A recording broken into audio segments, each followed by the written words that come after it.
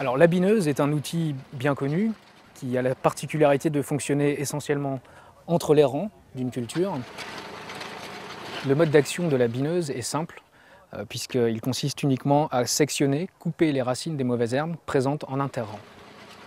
La bineuse s'utilise sur le colza à partir du stade 3-4 feuilles, mais à ces stades-là, il faut quand même être très vigilant sur le réglage de la bineuse.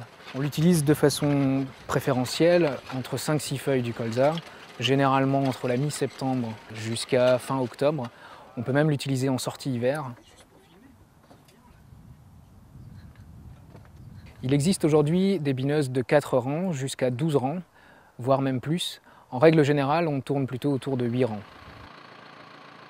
Un outil qui travaille entre 4 et 10 km/h selon les modèles, selon les dispositifs de réglage, et pour un débit de chantier qui généralement se situe entre 1 hectare et demi jusqu'à 6 hectares de l'heure.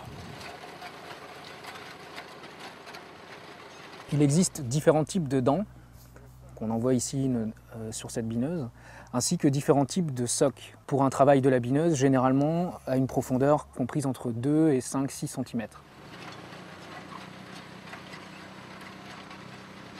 Les dents peuvent être flexibles ou rigides, donc à adapter selon les situations, notamment le type de sol. Dans les sols caillouteux, par exemple, on privilégiera des dents flexibles.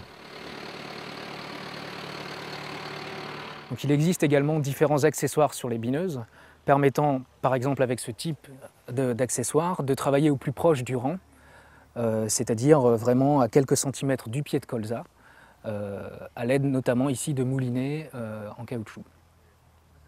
L'efficacité de la bineuse est meilleure sur dicotylédone que sur graminées.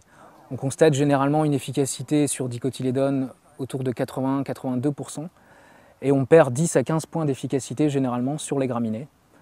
Donc graminées type repousse, de céréales, très fréquentes en colza, mais surtout graminées adventices comme le vulpin ou les bromes ou le régras.